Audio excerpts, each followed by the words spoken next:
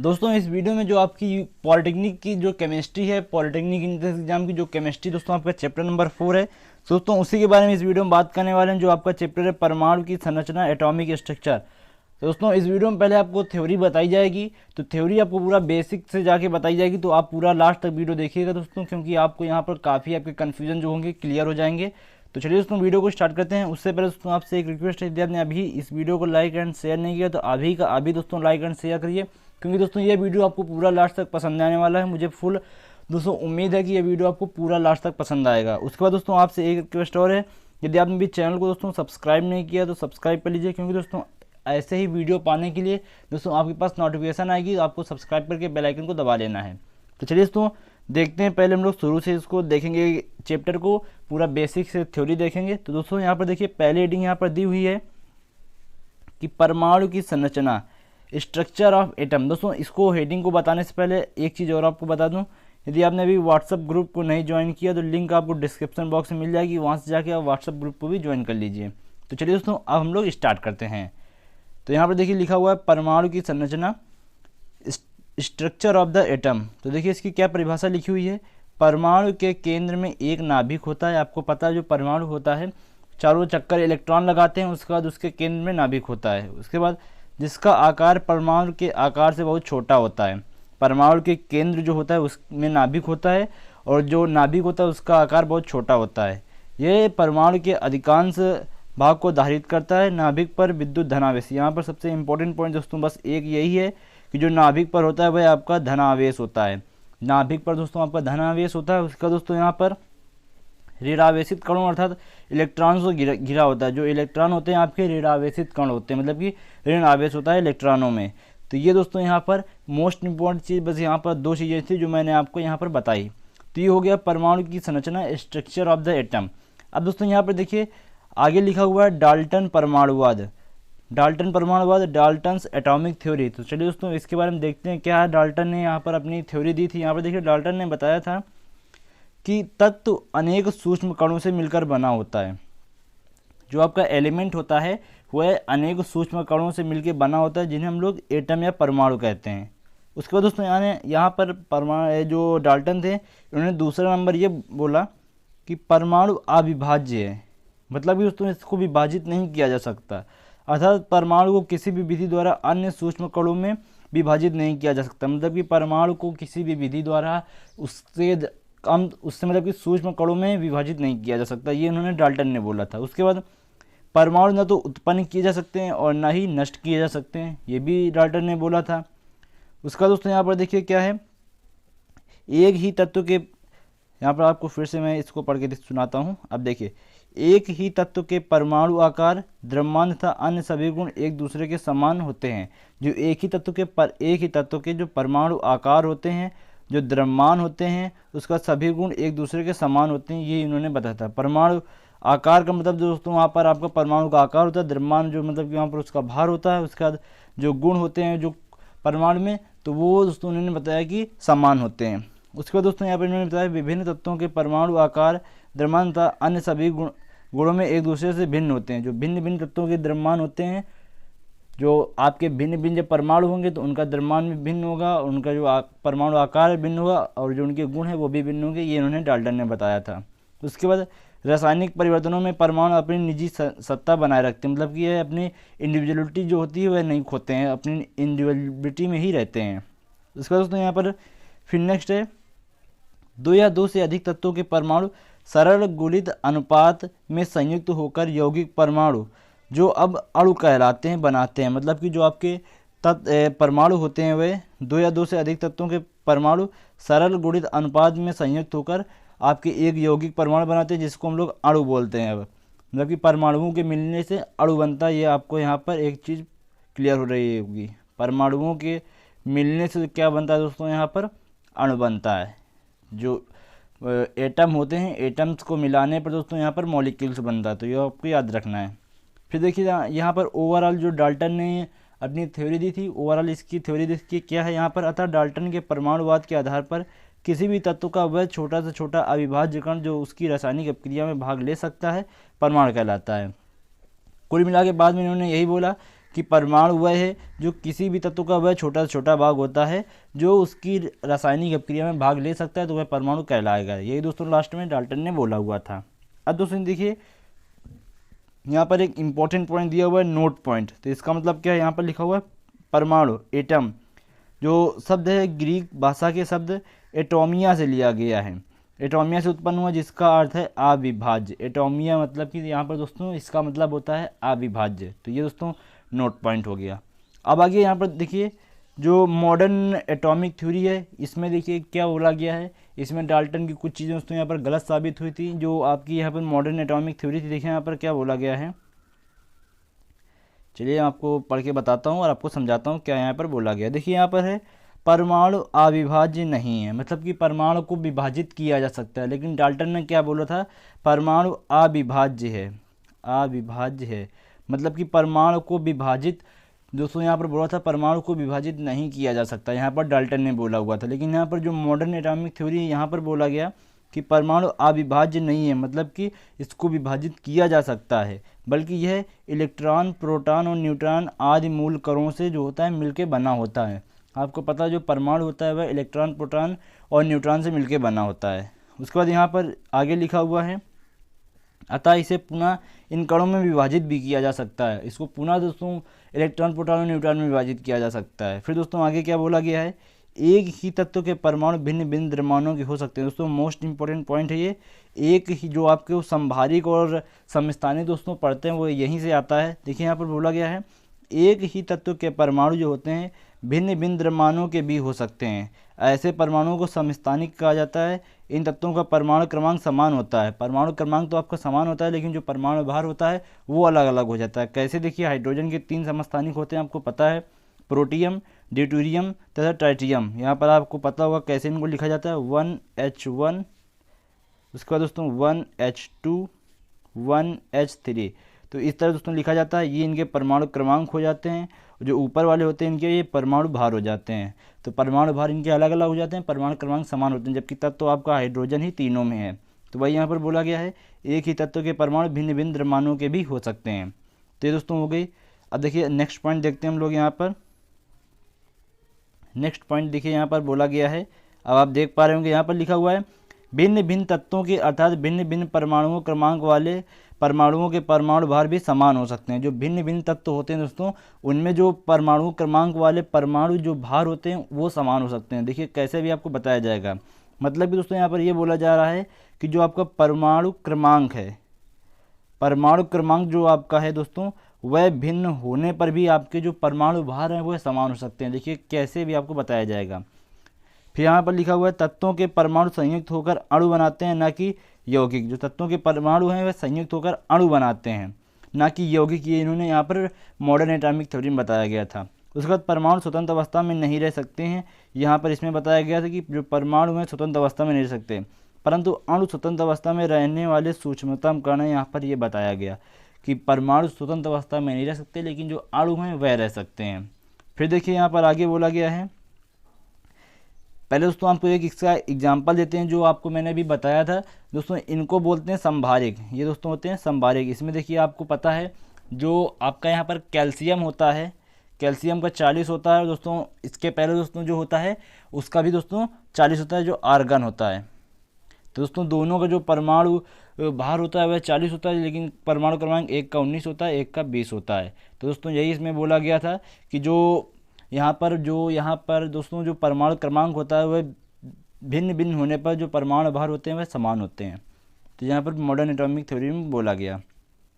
फिर देखिए यहाँ पर लिखा गया है यौगिकों में तत्वों के परमाणु में सरल गुणित अनुपात होना अनिवार्य है। जो परमाणु हैं उनमें सरल गुणित अनुपात होना जो वह अनिवार्य है। फिर है रासायनिक अभिक्रिया परमाणुओं के मध्य इलेक्ट्रॉन के आदान प्रदान द्वारा होती है। वहाँ पर बोला गया था कि रासायनिक अभिक्रिया में भाग लेता है। यहाँ पर बोला गया है कि जो रासायनिक अभिक्रिया होती है परमाणुओं के मध्य इलेक्ट्रॉनों के आदान प्रदान से होती है। फिर दोस्तों यहाँ पर लिखा है यद्यपि परमाणु को न तो उत्पन्न किया जा सकता है और न ही नष्ट किया जा सकता है, तथापि नाभिकीय क्रियाओं के द्वारा भारी तत्वों के परमाणु को हल्के तत्वों के परमाणु में तथा हल्के तत्वों के परमाणु को भारी तत्वों के परमाणु में परिवर्तित किया जा सकता है। आपको जैसा कि पता है, मतलब कि इनको नष्ट नहीं किया जा सकता, उत्पन्न नहीं किया जा सकता, लेकिन हल्के को भारी में, भारी को हल्के में परिवर्तित किया जा सकता है। ये दोस्तों यहाँ पर मॉडर्न एटॉमिक थ्योरी में बताया गया था।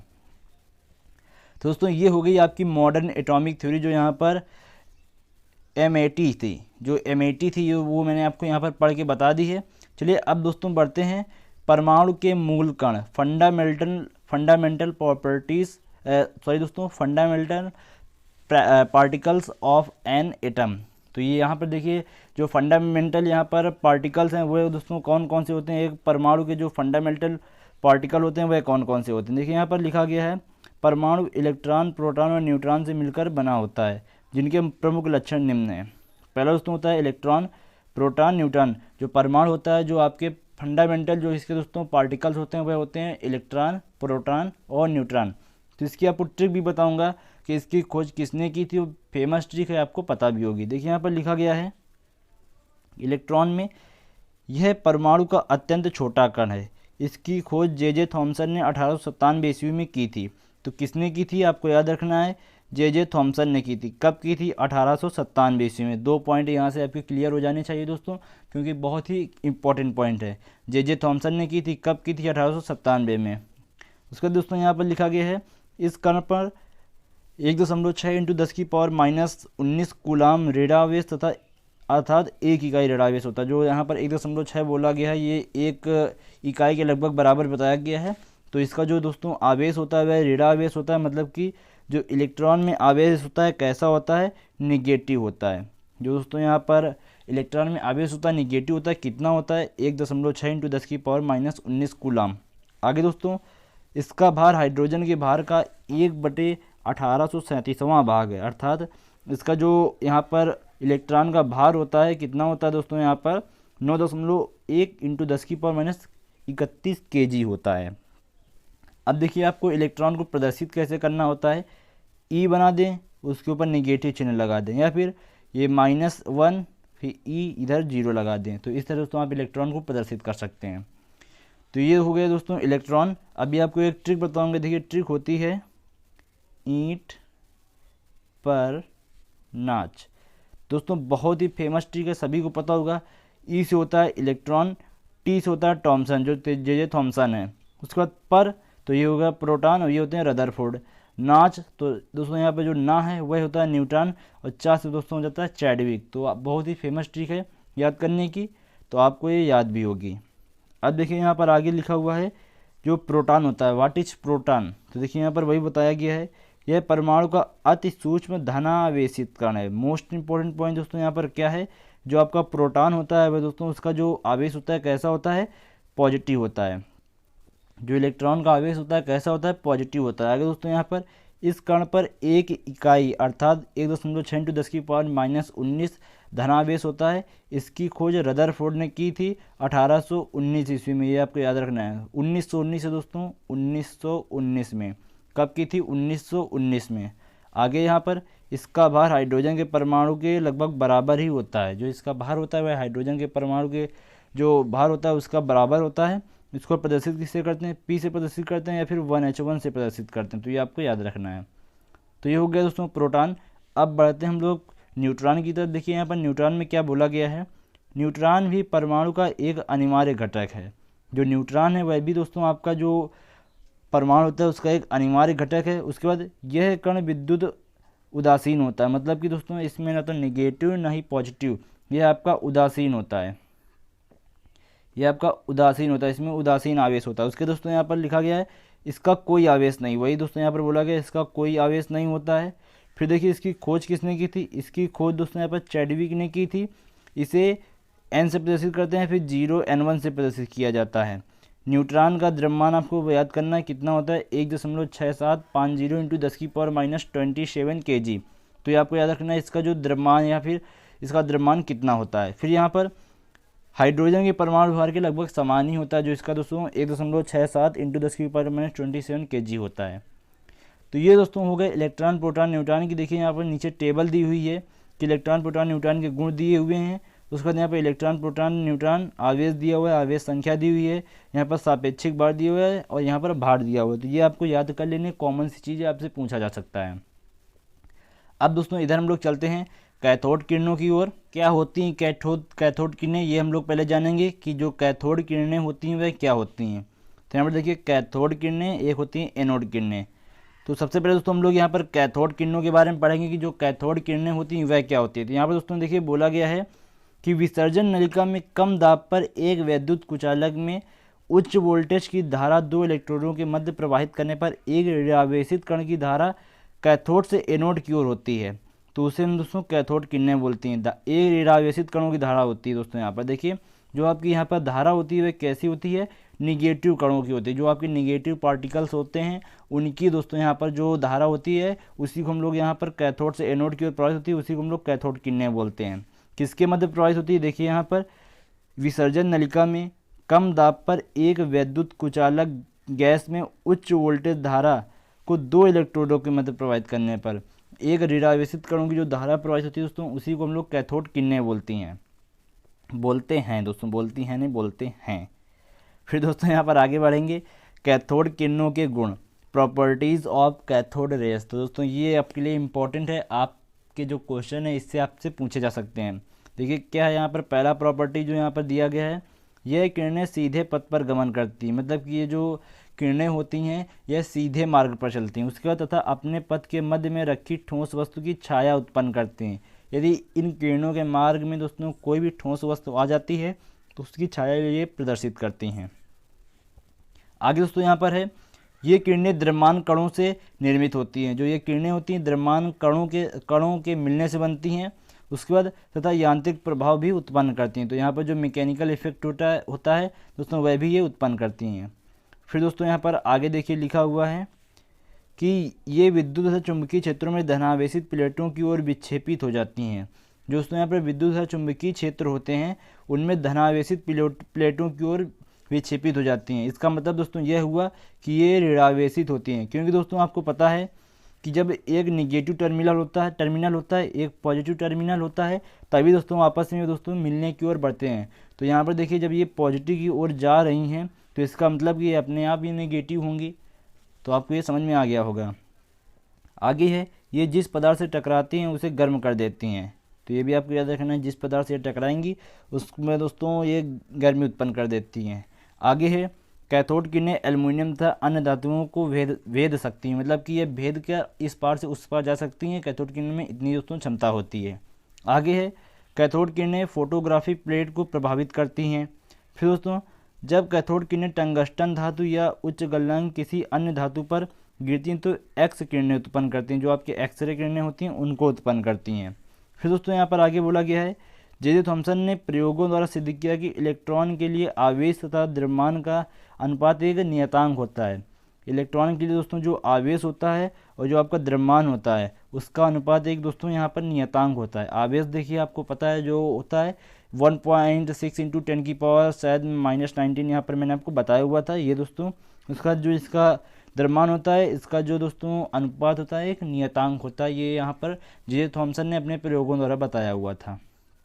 तो ये दोस्तों हो गया ओवरऑल कैथोड किरणों के बारे में। तो शॉर्ट में ये कह सकते हैं कैथोड किरणें ऋणावेशित होती हैं। उसके बाद ये दोस्तों कैसे उत्पन्न होती हैं, विसर्जन नलिका में कम दाब पर एक विद्युत कुचालक गैसों में उच्च वोल्टेज की जो धारा प्रवाहित होती है उनमें दो इलेक्ट्रोडों के मध्य एक जो यहाँ पर ऋणावेशित कणों की धारा प्रवाहित होती है कैथोड से एनोड की, और उसी को दोस्तों हम लोग कैथोड किरणें बोलते हैं।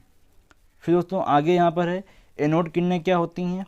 तो देखिए यहाँ पर लिखा हुआ है, जब विसर्जन नलिका में छिद्रित कैथोड लिया जाता है तो उच्च वोल्टता उत्पन्न करने पर कैथोड किरणों की विपरीत दिशा में धनावेशित कणों की एक धारा चलती है। तो जो आपकी एनोड किरणें होती हैं कैसी होती हैं दोस्तों, ये आपकी पॉजिटिव होती हैं। फिर उसके बाद यहाँ पर बोला गया जिसे धनात्मक किरणें या एनोड किरणें या फिर कैनाल किरणें भी बोलते हैं। तो धनात्मक किरणें बोला जाए या फिर एनोड किरणें बोला जाए या फिर कैनाल किरणें बोला जाए, बात दोस्तों यहाँ पर एक ही है। देखिए फिर से समझिए यहाँ पर एनोड किरणें क्या होती हैं, जब विसर्जन नलिका में छिद्रित कैथोड लिया जाता है उसके बाद तो उच्च वोल्टता उत्पन्न करने पर कैथोड किरणों की विपरीत दिशा से जो आपकी कैथोड किरणें होती हैं उसकी विपरीत दिशा से धनावेशित कणों की एक धारा चलती है। जो यह धारा होती है यही आपकी दोस्तों जो होती है आपकी एनोड किरणें कहलाती हैं। क्या होती हैं दोस्तों एनोड किरणें, जो कैथोड किरणों की विपरीत दिशा में दोस्तों चलती हैं उच्च वोल्टता उत्पन्न करने पर। तो दोस्तों एनोड किरणें हो गई। अब यहाँ पर देखिए नेक्स्ट हेडिंग है प्रॉपर्टीज़ ऑफ एनोड रेस। तो काफ़ी इंपॉर्टेंट प्रॉपर्टीज़ हैं दोस्तों। यहाँ पर देखिए क्या लिखा हुआ है कि एनोड किरणें सीधी रेखा में चलती हैं, कैथोड भी आपकी सीधे में चलती हैं और एनोड भी सीधी में चलती हैं। अपने मार्ग में रखी वस्तु की छाया प्रदर्शित करती है, वो भी प्रदर्शित करती हैं। फिर दोस्तों यहाँ पर आगे लिखा हुआ है विद्युत एवं चुंबकीय क्षेत्र में ये किरणें ऋणावेशित सिरे की ओर विक्षेपित हो जाती हैं। तो ये दोस्तों यहाँ पर इम्पोर्टेंट पॉइंट है, ये है दोस्तों यहाँ पर विद्युत एवं चुंबकीय क्षेत्र में ऋणावेशित सिरे की ओर विक्षेपित होती हैं। इसका मतलब दोस्तों ये हुआ कि यहाँ पर कि ये ऋणावेशित की ओर जा रही हैं। अगर दोस्तों ये ऋणावेशित क्षेत्र की ओर जा रही है तो इसका मतलब ये पॉजिटिव होंगी, तभी दोस्तों ये इसकी ओर आकर्षित होंगी। तो दोस्तों यहाँ से सीधा मतलब ये है कि जो आपकी कैथोड किरणें एनोड किरणें होती हैं वह धनावेशित होती हैं। इसका सीधा मतलब दोस्तों यहाँ पर यही होता है। फिर दोस्तों एनोड किरणें भी अपने पथ में रखे जो पहिया होता है पिन व्हील होती हैं उसको घुमा देती हैं तथा गर्म कर देती हैं। तो ये भी आपको याद रखना है। फिर दोस्तों यहाँ पर है इन किरणों का जो आवेश का द्रव्यमान अनुपात विसर्जन नलिका में ली गई विभिन्न गैसों से भिन्न होता है। जो इनका द्रव्यमान अनुपात होता है विसर्जन नलिका में दोस्तों अन्य गैसें होती हैं उनसे भिन्न भिन्न होता है। फिर दोस्तों इन किरणों के आवेश द्रव्यमान अनुपात इलेक्ट्रॉनों से कम होता है। ये देखिए यहाँ पर इन किरणों के लिए आवेश द्रव्यमान अनुपात जो होता है इलेक्ट्रॉनों से कम होता है। जो इलेक्ट्रॉनों में आवेश और द्रव्यमान का अनुपात होता है, जो एनोड किरणों में इनका अनुपात होता है उससे यहाँ पर ये कम होता है। तो क्या होता है वो आपको याद रखना है 9.579 × 10⁴ कूलाम पर ग्राम। तो ये दोस्तों आपसे पूछा जा सकता है आपके विकल्प में। तो ये हो गई दोस्तों आपकी एनोड किरणें और ये कैथोड किरणें एनोड किरणें सब हो गई। अब दोस्तों देखिए यहाँ पर आगे लिखा हुआ है, अभी देख लेते हैं दोस्तों वीडियो कितनी देर का हो चुका है। वीडियो लगभग दोस्तों आपका 19 से 20 मिनट का हो चुका है। चलिए दोस्तों हम लोग यहाँ पर रदरफोर्ड का जो परमाणु मॉडल है उसको भी देख लेते हैं आप। तो देखिए यहाँ पर रदरफोर्ड का परमाणु मॉडल दोस्तों यहाँ पर जो रदरफोर्ड थे आपको पता है स्टिक से ईंट पर नाच। तो रदरफोर्ड कौन थे? प्रोटॉन, जो प्रोटॉन की खोज की थी। तो देखिए यहाँ पर लिखा हुआ है 1911 ईस्वी में रदरफोर्ड ने सोने की पतली पन्नी पर अल्फा कणों की बौछार करके प्राप्त परिणाम से निष्कर्ष निकाले। तो अल्फा कणों की दोस्तों इन्होंने बौछार की थी, सोने की एक पतली पन्नी थी तो उस पर दोस्तों इन्होंने अल्फा कणों की बौछार की थी। तो यहाँ पर इन्होंने परमाणु से रिलेटेड दोस्तों यहाँ पर कुछ निष्कर्ष निकाले हुए थे जिनके बारे में दोस्तों आपको जानना जरूरी है। देखिए यहाँ पर पहला जो निष्कर्ष है यहाँ पर ये है कि अधिकांश अल्फा कण धातु की पन्नी को भेद कर सीधे निकल जाते हैं, जिससे यह निष्कर्ष निकलता है कि परमाणु का अधिकांश भाग रिक्त होता है। दोस्तों देखिए कहने का मतलब ये है कि मान लीजिए आपको एक सपोज दैट दोस्तों आपको मानना है ये आपका परमाणु है। अब दोस्तों इससे आपकी अल्फा किरणें गुजर रही हैं दोस्तों, यहाँ से गुजर गई जब ये आर पार हो जाएंगी तो इसका मतलब यही दोस्तों निकलता है कि जो परमाणु का अधिकतम भाग होता है दोस्तों वह आपका रिक्त भाग होता है। तो ये दोस्तों यहाँ पर रदरफोर्ड ने पहला जो यहाँ पर पॉइंट निकाला वो यहाँ पर ये निकाला। फिर दोस्तों नेक्स्ट पॉइंट देखिए यहाँ पर दिया हुआ है कि कुछ अल्फा कण प्रतिकर्षित होकर मूल पथ से विभिन्न कणों में, दोस्तों फिर से पढ़ेंगे यहाँ पर देखिए लिखा हुआ है कुछ अल्फा कण प्रतिकर्षित होकर मूल पथ से विभिन्न कोण बनाते हुए विचलित हो जाते हैं, जिससे यह निष्कर्ष निकलता है कि परमाणु के केंद्र में कोई धनावेशित वस्तु स्थित है। तो देखिए ये मान लीजिए आपका परमाणु है, ये आपका केंद्र है। तो कुछ अल्फा कण प्रतिकर्षित होकर मूल पथ से विभिन्न कोण बनाते हुए निकल जाते हैं। तो कुछ दोस्तों ऐसे निकल जाएंगे, कुछ ऐसे निकल जाएंगे, तो कुछ कोण बना के दोस्तों यहाँ से निकल जाते हैं अल्फा कण। तो इसका दोस्तों सीधा मतलब ये निकलता है कि जो आपके अल्फा कण होते हैं वह दोस्तों होते हैं आपके, जो दोस्तों यहाँ पर फिर से बताता हूँ, जो आपके अल्फा कण होते हैं वह दोस्तों आपके निगेटिव होते हैं। निगेटिव होने का जो दोस्तों आपके अल्फा कण देखिए प्रतिकर्षित कब हो गए, फिर से देखिए दोस्तों जो अल्फा कण प्रतिकर्षित होकर मूल पथ रेखा से निकल जाते हैं। इसका मतलब ये है कि दोस्तों जब यहाँ पर पॉजिटिव होंगे और उसके बाद अल्फा कण भी आपके पॉजिटिव होते हैं तो ये प्रतिकर्षित हो जाते हैं। यदि आपके ये निगेटिव हो जाएं, ये पॉजिटिव हो जाएं तो आकर्षित होंगे। लेकिन ये दोनों दोस्तों सेम आवेश के होते हैं, पॉजिटिव पॉजिटिव। जब दोनों दोस्तों पॉजिटिव होंगे तो प्रतिकर्षित हो जाते हैं। तो इसका सीधा मतलब ये निकलता है जो अल्फा कोण होते हैं आपके पॉजिटिव होते हैं। उसके बाद जब यहाँ पर दोस्तों आपका पॉजिटिव टर्मिनल मिल जाएगा तो यहाँ पर दोस्तों जब पॉजिटिव टर्मिनल मिलने का अर्थ है कि ये प्रतिकर्षित हो जाएंगे। तो ये हो गया। अब आगे दोस्तों यहाँ पर है बहुत थोड़े अल्फा कण जिस मार्ग से गए थे उसी मार्ग से वापस लौट आते हैं। बहुत ही कम मात्रा में ऐसे कण होते हैं जो जिस मार्ग से जाते हैं उसी मार्ग से वापस आते हैं, जिससे यह निष्कर्ष निकलता है कि परमाणु का समस्त धनावेश एक अति सूक्ष्म आयतन में केंद्रित होता है। इस धनावेशित भाग को रदरफोर्ड ने नाभिक बोला था। दोस्तों यहाँ पर बोला कि जहाँ वापस आते हैं इनको दोस्तों इन्होंने क्या बोला, न्यूक्लियस बोला, नाभिक बोला था। अब देखिए यहाँ पर परिणाम क्या निकला, यहाँ पर लिखा गया है उपरोक्त परिणामों के आधार पर रदरफोर्ड ने एक परमाणु मॉडल दिया। जिसके अनुसार परमाणु के मध्य धनावेशित नाभिक होता है। जो नाभिक होता है कैसा होता है, धनावेशित होता है। अगर जिसके चारों ओर बंद कक्षा में इलेक्ट्रॉन घूमते हैं। तो यहाँ पर दोस्तों रदरफोर्ड ने बताया कि जो आपका परमाणु मॉडल था उन्होंने इसमें बताया कि परमाणु के मध्य में दोस्तों एक नाभिक होता है। आपको पता है जब दोस्तों इलेक्ट्रॉनिक कन्फिग्रेशन किया जाता है इस तरह, तो दोस्तों यहाँ पर आपका नाभिक होता है। तो यही दोस्तों इन्होंने बताया कि धनावेशित नाभिक होता है जिसके चारों ओर इलेक्ट्रॉन बंद कक्षा में चक्कर लगाते हैं। तो ये दोस्तों यहाँ पर रदरफोर्ड ने जो यहाँ पर अपना मॉडल प्रस्तुत किया उसमें ये बताया हुआ था। अब देखिए इनके मॉडल में कुछ कमियां भी निकली, तो कुछ ड्रॉबैक्स थे यहाँ पर। रदरफोर्ड के परमाणु मॉडल की कुछ कमियां थी, drawbacks of Rutherford's atomic model. तो क्या कमियां थी? पहला नंबर दोस्तों पॉइंट है, परमाणु के अस्तित्व की व्याख्या नहीं कर सकते। जो परमाणु का रियल दोस्तों जो रोल है उसकी व्याख्या ये नहीं कर सके। आगे स्पेक्ट्रम की व्याख्या भी ये नहीं कर सके थे। तो यहाँ पर रदरफोर्ड जो थे इनके परमाणु मॉडल का सबसे बड़ा ड्रॉबैक दोस्तों यही पॉइंट थे कि परमाणु के अस्तित्व की व्याख्या नहीं कर सके, उसके बाद स्पेक्ट्रम की भी व्याख्या नहीं कर सके। तो ये दोस्तों इनके जो परमाणु मॉडल था इसके प्रमुख कमियां थी। अब दोस्तों देखिए क्या क्या बचा हुआ है, एक बार हम लोग वो चेक कर लेते हैं। तो यहाँ पर देखिए आपका नील्स बोहर बचा हुआ है, उसके बाद बोहरबरी जो स्कीम है वो बची हुई है, और यहाँ पर कुछ आपकी चीज़ें और बची हुई हैं। तो दोस्तों इसको हम लोग सोच रहे हैं अब नेक्स्ट वीडियो में कवर करेंगे क्योंकि वीडियो काफ़ी लंबा हो चुका है। तो चलिए दोस्तों इस वीडियो में अभी के लिए हम लोग इतना ही रखते हैं। तब तक के लिए आपको क्या करना है, वीडियो को लाइक कर देना है, चैनल को दोस्तों सब्सक्राइब कर लेना है, और अपने दोस्तों के साथ वीडियो को शेयर भी कर देना जिससे कि दोस्तों वो भी लोग अच्छी प्लेटफॉर्म पे अच्छी पढ़ाई कर सकें। तो चलिए दोस्तों इस वीडियो में अभी के लिए इतना ही। तो धन्यवाद दोस्तों, जय हिंद, वंदे मातरम।